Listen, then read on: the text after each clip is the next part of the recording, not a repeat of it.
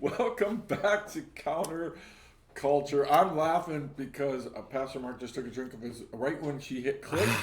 And it was perfect timing. Nobody's even going to know you were drinking. No. Hey, Here, I'll let you guys share with it, though. That's right. We're here on Counter Culture where we take a look at some things that kind of go against what everybody else is doing. How do we do that better? How do we make a stand when everybody else is kneeling, right? So it's part of the story in Daniel Last chapter Sunday 3. was Reformation Sunday. It was. Here I stand, says Luther. That's right. What happened? Having his diet of worms. Diet of worms. You say that, and then it makes me. Okay. I want to go Focus, fourth grade. focus. Fourth grade, nothing. I want to talk about worms, all kinds of stuff. Okay. All right. Hey, you brought up a topic. I mentioned it last week. I said to people that we couldn't let you know when we were going to do it, so we're going to do it now. Obviously, people know we're dressed the same as the last episode, so it's the same idea. Because we are on a roll. Right. So Matthew chapter 23 is where we found ourselves. Right. We had this long discussion. Our producer told us, "Hey, you guys should be recording this. It's not going to be the same as it was when we were discussing right from the beginning."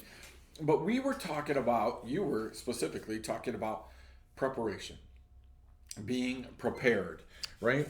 So you started in chapter 23, right? I'm in 24. 24. Sorry, 24, and you were where? What verse again? 17. All right. Do you want to read it? You want me to read it? I've never let you read before, I think. Okay, well, I am honored. I know. I think this is Okay, the first so- on counterculture. No, I'm going to pick it up at 15. Perfect. Okay.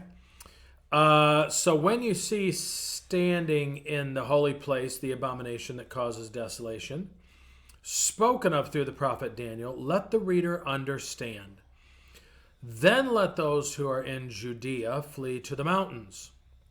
Let no one on the roof of his house go down to take anything out of the house. Let no one in the field go back to get his cloak. How dreadful it will be in those days for pregnant women and nursing mothers. Pray that your flight will not take place in winter or on the Sabbath. I'm going to stop right there. Mm-hmm. So we're talking about, you brought up the question, preparation. How much preparation should we do? Well, culture's telling us that we should, again, be prepared. Boy Scouts. The Bible tells us that we should always be prepared to give a reason for our hope, right? Preparing for ministry, as we spoke in the last one. We prepare for ministry. It's not a bad thing to be prepared. We prepare for buying a house. If you're going to go pick a fight with another king, you got to be prepared. Make sure your army is big enough. Preparation is everywhere. It's Barns big enough. All over Barns, the place. that was for you. That was, and you know what?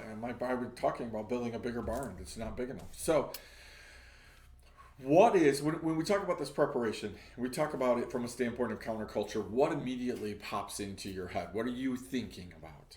Well, the thing that I hear lately is the shortages. That's what we're hearing, is there's going to be shortages. Yep.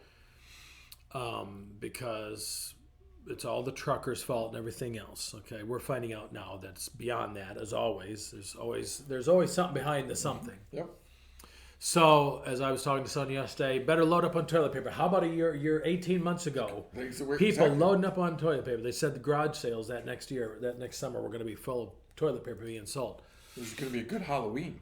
It's not. Yeah, it's So we're told, make sure you got, you have some things ready. Make sure you're ready. Oh, you got to get this little V thing in your arm because you got to be prepared for when it comes. Yeah, okay, yeah. so you got to have all these things so you're ready for disaster.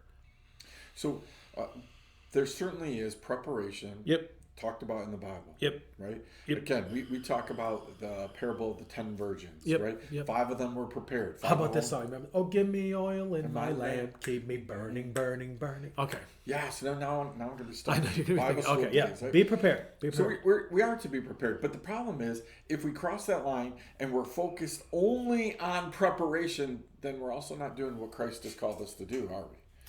We're not focused on getting people to Christ. We're focused on ourselves. Yep. Right? So preparation can actually take us, right? At first, it actually can be counterculture. Like I'm stocking up on toilet paper, nobody else is. That's definitely counterculture.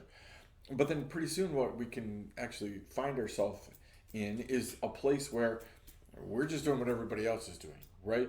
And we're not thinking about everybody else. So where's the balance in that? Yes. Yes. Well, and this is what struck me, Andy, because I got my old NIV that I got 30 some years ago when I got saved. A lady in the church gave me this Bible.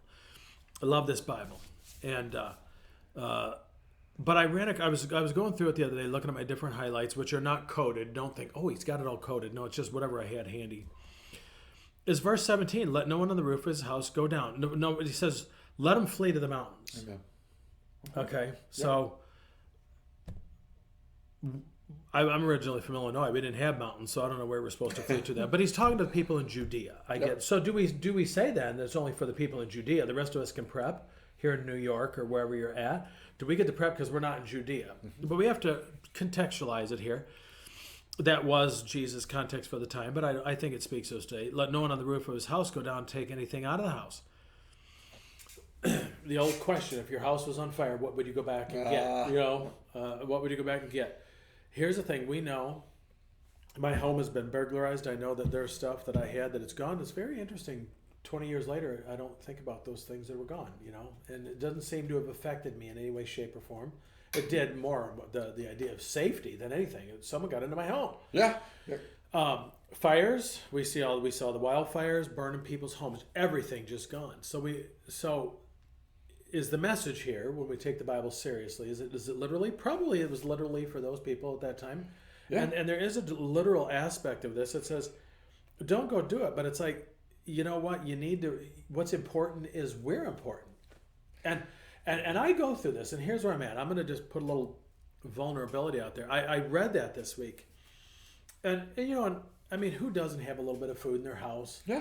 Well, that way we don't have, for several reasons. I don't want to be bothered to have to go to the store. So get up on it, get it now so we don't have to go to the store every month. Some people do it because, we got to have all this food prepped up in case something happens. We have people today that are more concerned about the Antichrist coming than they are about Christ coming.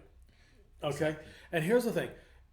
If the rapture happens and it reals, okay, and I've had my little spiel on that. I do believe that Christ is coming. I just don't believe he's taking us out of here.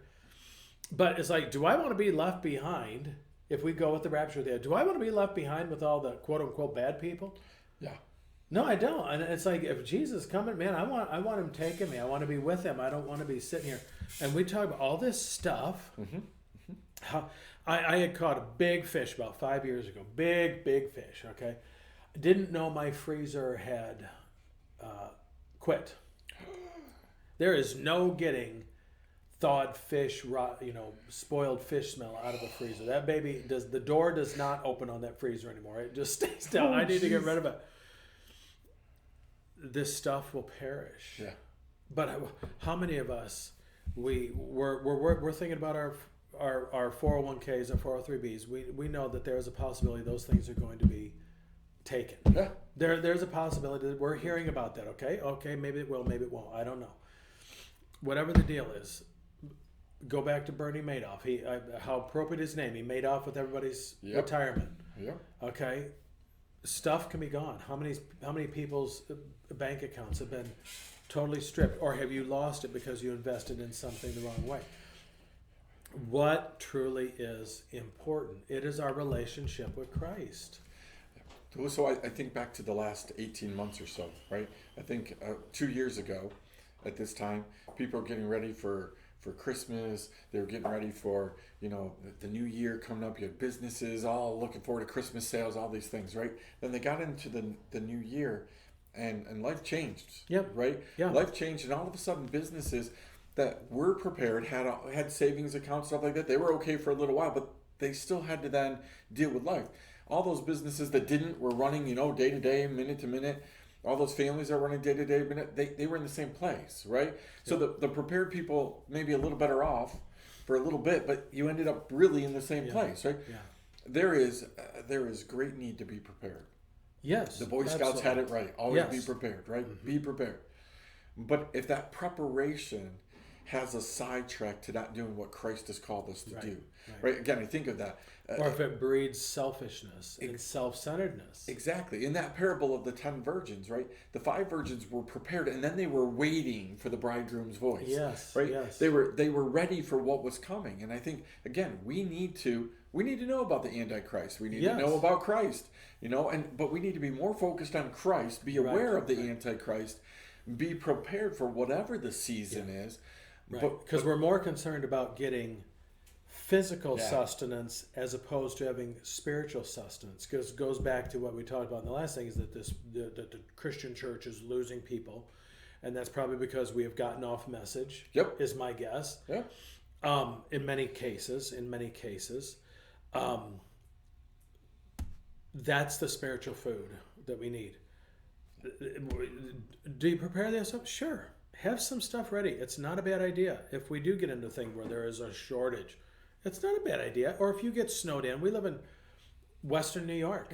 You had to shovel the other day. I didn't. But I know 6 years ago when my father-in-law died, we had to go up to Syracuse, east and then north, instead of just going to the thruway, because they had 7 feet of snow, like in 3 days? 3 days. Something like that. Yep.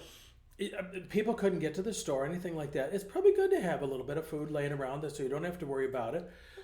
But when we start putting our confidence in all that, instead of saying, wait a minute here, and it's not either or, I think it's both and.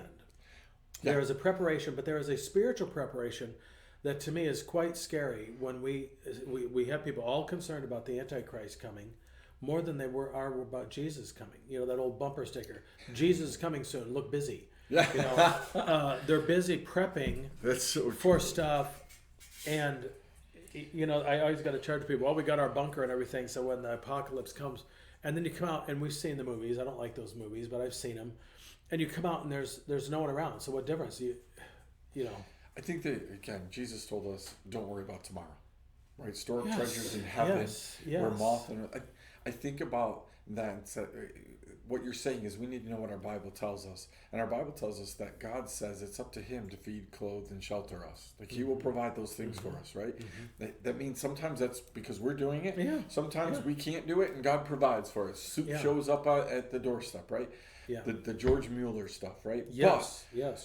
But I think of how many times I've heard over the years people who, pack away stuff in a shed, right? And then they go to get it, they go to use it, and it's been destroyed by mice, by moths, by all kinds of things, right?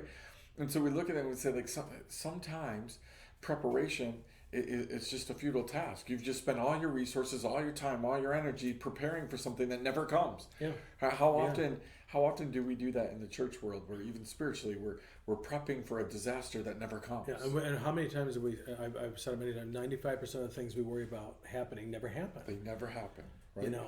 But again, we also do need to be aware, if we're prepping from here, we need to be aware that there are things that are coming, things that are going to happen. Exactly. Right? Are we prepared for His coming? And that does not mean we're preparing for apocalypses. We're not preparing for His coming. Get right with the Lord. That's right. And start serving the Lord.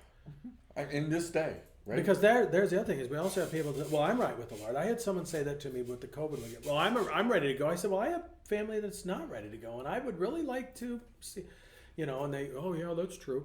And you can get past ourselves and start thinking, wait a minute here, I need to get right for God, and I need to get as many people to come with me and be ready for Jesus too.